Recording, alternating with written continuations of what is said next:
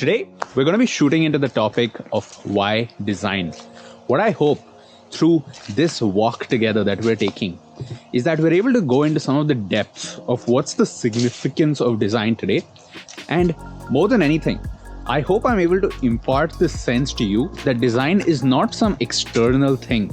Design is not some kind of top-down, static thing that exists. Design is one of those things that each of us has an interpersonal relationship with. And based on that relationship, the exact definition of what design is to each of us is very, very different. So with today's video, I hope we're able to get into some of those depths. And I hope through this, you're able to introspect and maybe even retrospect, think a little bit more about your relationship with design and how that has changed over the last couple of years for you. I'm out here today in a beautiful forest. It's autumn, just the early onset of autumn, so not too orange today, but very different location for me to be filming. And I hope I'm able to do justice to this beautiful location by sharing a message with you that sticks with you, that you're able to directly apply to your own life, and that is useful in a very direct and practical way. The first place that I would like to start is the idea that growing up is kind of a difficult time for most people. And when I think about that, it's something to do with the fact that we are born into a family, into a society, into a certain neighborhood, city, country, and we have limited control over the world. The environment around us has been set up by other people, in this case our family, to keep us on the right path, to keep us safe is the biggest one, right? Childhood is an experience of learning where you're going through a lot of stuff. But the core thing that I want to bring this back to is we have very limited control over our own environment. We're born into a certain family, and as much as we'd like to believe otherwise, the world around us does influence us to a very big extent. We are shaped by our environment. The environment exerts its influence on us, and that leads to our development as a human. But where does design come in? What is all of this stuff? Design, to me, is that sense of awakening that kind of happens where you eventually realize as you grow up that, hey, the world around me is not a static place. And I think most creatives do have a moment like this where they realize that I can influence the world. I can change the things around me. I do not have to accept the world as it is. If I think that the world can be better in some way, I can do that. And this is one of my top all-time favorite Steve Jobs quotes. But he talks about this idea, and maybe I'll just play that clip here. When you grow up, you tend to get told that the world is the way it is, and your life is just to live your life inside the world, try not to bash into the walls too much, try to have a nice family life, have fun, save a little money. But life, that's a very limited life. Life can be much broader once you discover one simple fact, and that is everything around you that you call life was made up by people that were no smarter than you. And you can change it. You can influence it. You can build your own things that other people can use. And the minute that you understand that you can poke life and actually something will, if you push in, something will pop out the other side, that you can change it, you can mold it. That's maybe the most important thing, is to shake off this erroneous notion that life is there and you're just going to live in it. I think that's very important. And however you learn that, once you learn it, you'll want to change life and make it better because it's kind of messed up in a lot of ways. Once you learn that, you'll never be the same again. He talks about the idea that the world around us was shaped by people no different from us. And he talks about it from a place of reverence. The reverence for the design process. The reverence for the awakening that the world is malleable. That we, as designers, as creatives, have that ability to change the things that we think should be different. Now, this can seem like a bit of an obvious insight. Yeah, of course, the world around me is changeable. Of course, things around me were made by other people. Not this stuff here, right? We're in nature. But the very core that I want us to get to, the similarity that we want to see here, is that of creation. The core of design is your urge to create. The core of the worlds we inhabit is creation. This world around us, this ecosystem that I'm today in, with all this moss on the forest floor, with all of these mushrooms just popping up everywhere, with all of these plants living together in a certain way in an ecosystem,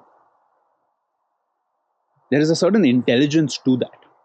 And that to me is just cracking the surface, just going a little deeper into what design really is. No matter how much of an individualist we might like to be, like, hey, I like to do my own thing, I want to be independent, the unescapable reality is that we live in a society. We live in ecosystems very similar to this one. We inhabit these worlds, whether it's the physical worlds or our feeds, our platforms, like all these platforms on which we have profiles. We inhabit these worlds, and these worlds, the elements in these worlds, the ways of interaction, the common layers of how things operate, the intelligence behind these ecosystems, these worlds, do end up shaping us. And I'll give you a very direct example of that. Let's go back to our example of growing up, limited environment.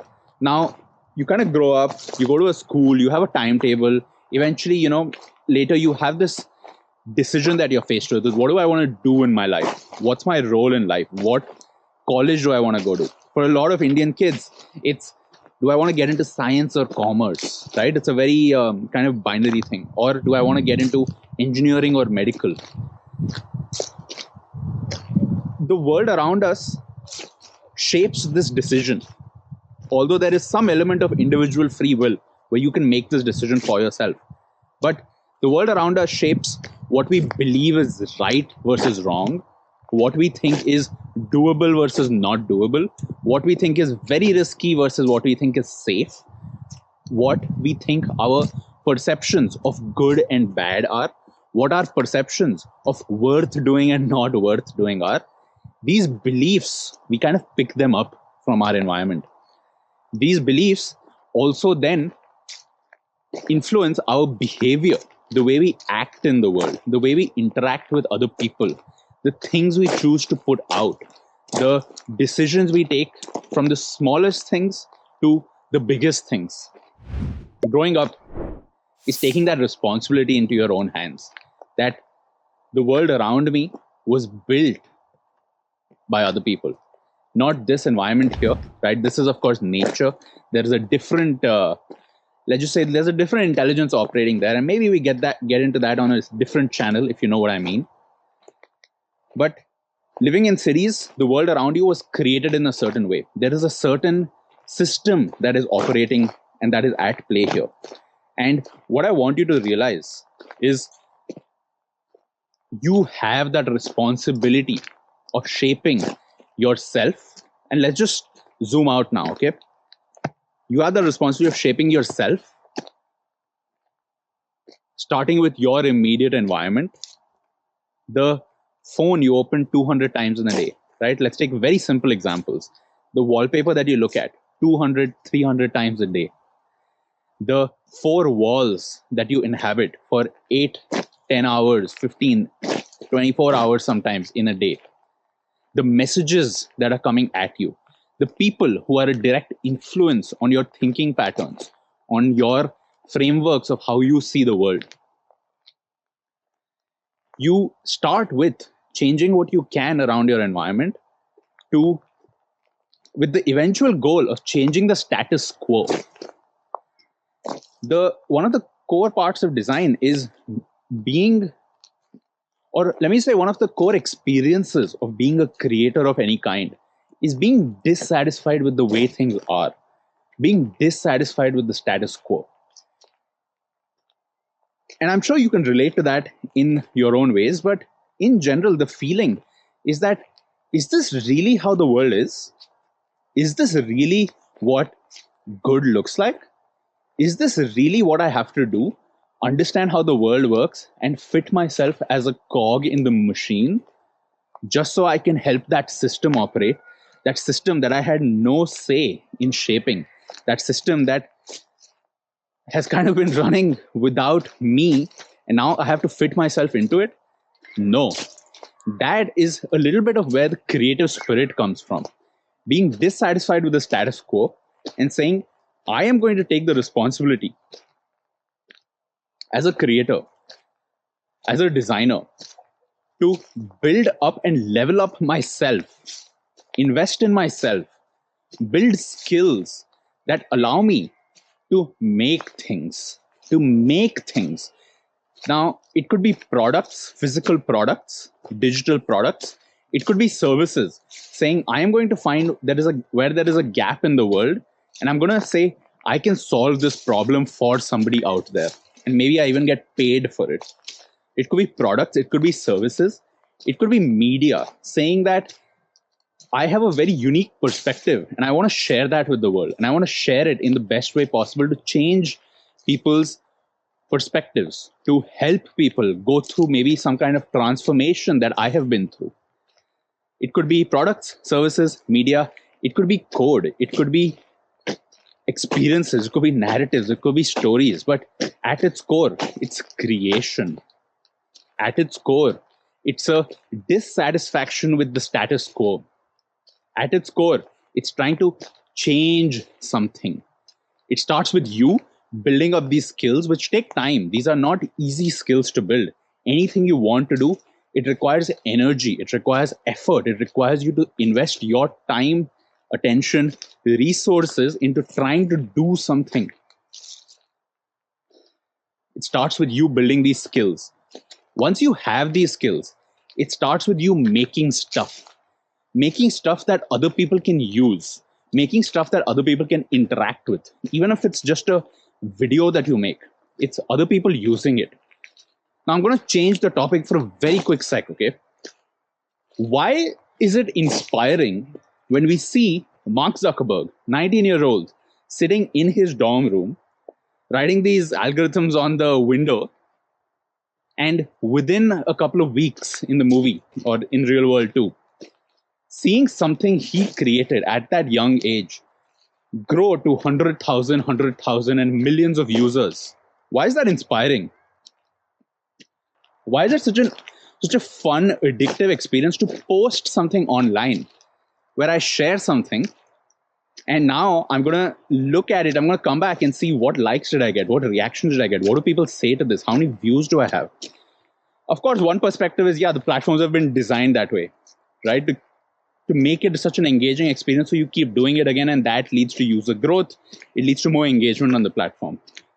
But I would argue that the reason it's so fun to do that, the reason it's so inspiring to see people have created something that has changed the world in a tangible way, is because creation is one of the core human experiences that we have the luxury of engaging in.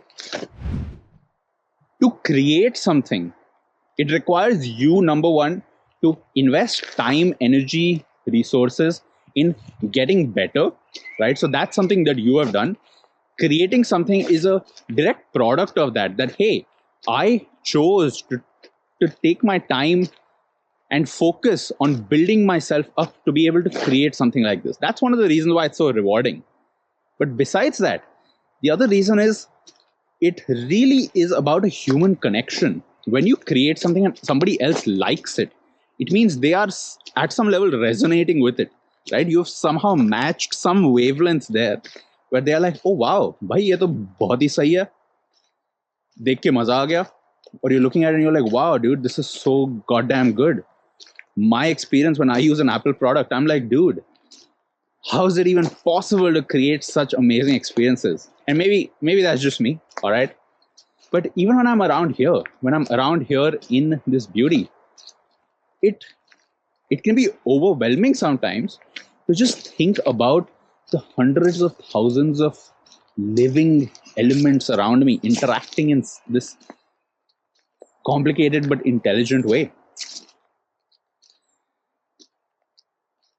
When I put something out and it resonates with somebody, when somebody drops a comment saying, hey, what you said is so true, it validates my experience that, hey, other people feel this way. And that is the core of human connection, right? So if you are a creator, one thing that I definitely do not want you to ever forget is that you need to keep creating in some form, because through this process of creation, you, number one, build your skills, you influence other people who are around you through them using the stuff that you made, interacting with the stuff that you made. But that creates a feedback loop where their reactions help you gauge how did they perceive it, how did they interact with it, what was their experience like. And then the next time you create, you take that as input and you do it better. That's how you get into the process of iteration. You get into the process of doing things over and over, again and again, with differences, with variants, with finding out what's the best goddamn punchline to this thing that I'm creating. What's the best I can do with my abilities, which are constantly increasing if you're working on them. What can I create that changes the world in a tangible way? And again, design can change the world. It's pretty much a cliche at this point. It's pretty much a cliche when startups say, our goal is to change the world. But I want you to really think about that from your individual lens, your individual perspective. Changing the world does not have to mean suddenly becoming a utopia, right? That is also a change of a different sort. Thinking about a utopia, imagining a beautiful vision of the future is definitely an interesting thing to do as a creative, to imagine that the world around can be shaped into a much better experience for all of us. And when I say us, I'm talking about us as the human species. There is a lot we can do in the infrastructure, in living, in quality of life, quality of experiences, exposing people to the right knowledge, helping them make decisions that help them rather than constrict them, restrict them. But coming back to my original point here, it might seem obvious when Steve Jobs says the world around us was shaped by people no different from us. Once you realize that, life will never be the same. And let's linger on that last sentence there. Life will never be the same. Is it really that big of a revelation that your entire life changes? I think it is, but not in an instant kind of way. It's the kind of thing that grows on you over time. And the reason it's so life-changing is because it requires a certain shift in the mindset. Now, I'm going to address people who've been creatives for a while already. I'm going to share my experience. Tell me if you relate with this. After a while, after a couple of years of making stuff, you might get into a certain type of cynicism that I am changing so much, but it's not enough. Or I am doing all of this stuff, but what is it really for? What's the real purpose here? Am I really, like, my skills are growing and I'm so happy with how my skills have grown. But am I really doing my best? Am I really living up to my potential? And the thing I want to kind of stress on over here is when you change the world around you, you have to be comfortable with the world changing. That is a very, maybe it's a nuance, but really think about that. As a designer, you are constantly changing the world around you to be better, to be a better experience for somebody, to solve someone's problems, to create something that they can interact with, and hopefully it makes their life better. It entertains them, it informs them, it directly solves some kind of problem. Okay, we're coming through here into an opening. Wow. As a designer, you're constantly changing the world. And what that means is for you to adopt the mindset that change is a good thing. As you change the world around you, you have to be comfortable with change. You it needs a certain thing that I like to call the growth mindset. A growth mindset is so crucial to anybody who's trying to do something that is, let's just say, disruptive. Anybody who's trying to do something that is creative. The growth mindset, what it is, what it comes down to, the core of it, is that change is possible. I am capable of change. I can change myself, change my skills, change my beliefs, my belief system that influences my behaviors.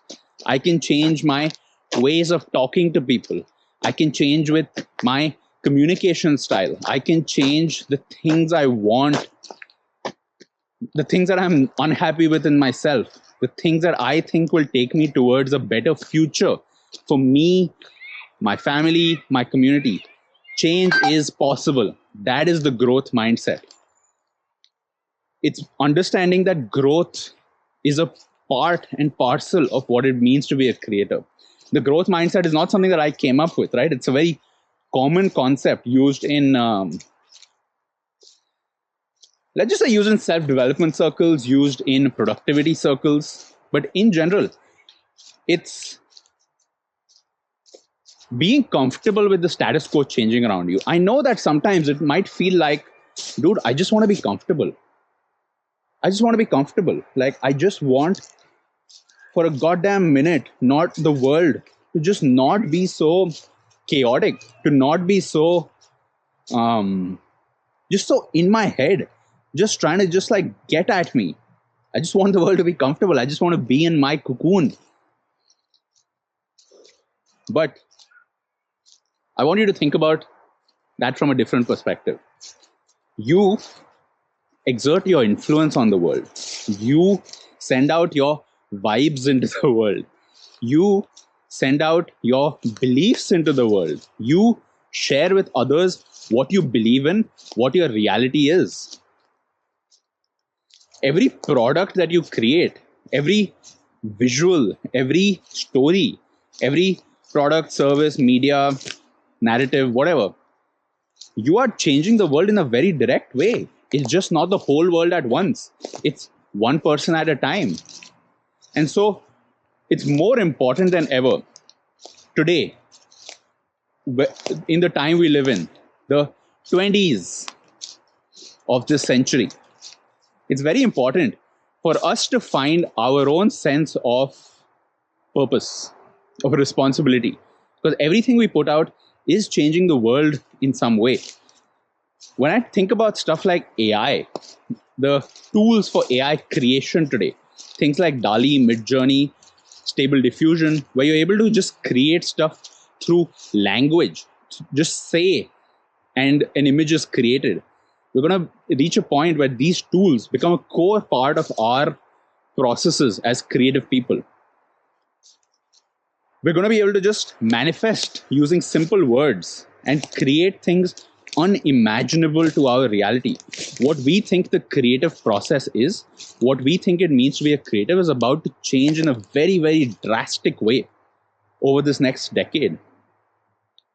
With tools like DALL-E, Stable Diffusion, and the other tools that are going to be built, you will be able to create videos, stories, graphics, motion, 3D, sound. But all of that stuff, right? I don't like the conversation around will it replace creatives and will it take away jobs? So that's such a limited perspective. The thing you want to think about is how crazy of a change is it going to make to my workflow? It's going to be very crazy. But you want to take that from a growth mindset perspective rather than one of defense mindset, where you're saying, nahi bhai, AI to matlab bawal macha dega, like I just need to be safe. I need my job to be safe, right? Growth perspective says, with these AI tools, which will replace some parts of how creative work works, these tools, can I use them in a way to make my output much better than it is? 10x better, 20x better than it is? Can I do things that previously were limiting, were limiters in my skills, in my ability to just create? Can I constantly, with this growth mindset, question my beliefs, question my self-limiting beliefs, beliefs that I have put into place,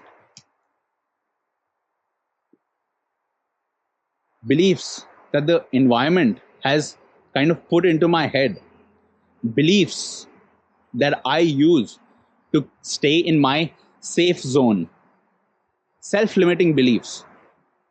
How do you question these self-limiting beliefs? How do you escape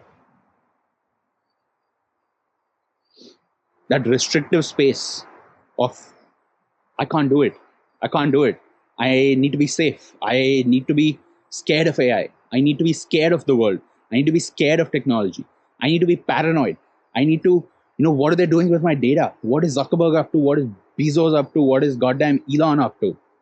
How do you move from that constrictive space to an open space? How do you do that? How do you get to a more creative space where you think about, hey, these are just beliefs. It's like software in my head. I can update these beliefs of what is possible, what I can do, and what my capabilities are.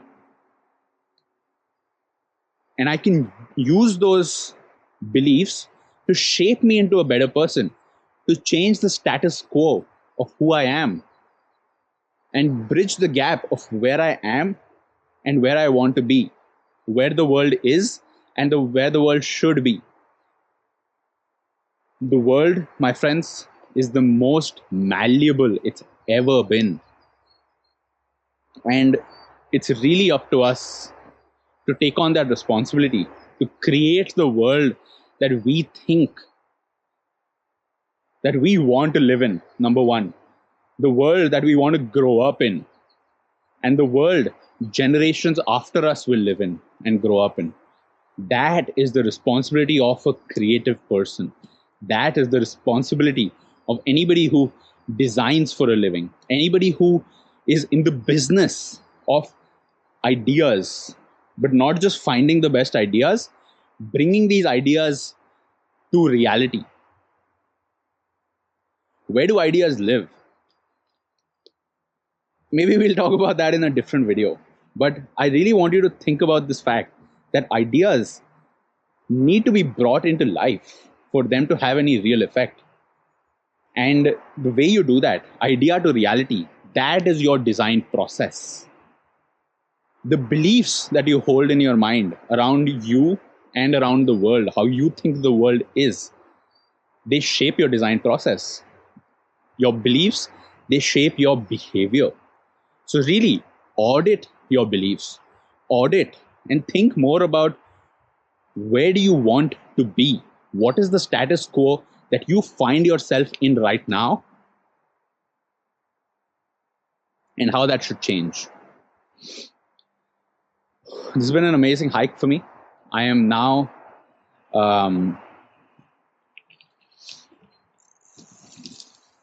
I hope that I would love to do that. I would really love to get a cycle here sometime. And maybe, I don't think I'll shoot a vlog when I do that, but maybe you will see me do that in a different video. I hope you liked this video. I hope it really touched upon some things that you think about every once in a while. I hope it really touched upon the core of what it means to be a designer today, about finding your purpose and leveling up in the world. And I hope you're really able to think more deeper now about your responsibility of changing the world, and not in a very abstract sense of creating some kind of utopia, but in a very practical, real way of changing yourself, changing the communities around you, changing your friends, your circle, changing people's minds, changing your immediate communities that you spend time in, changing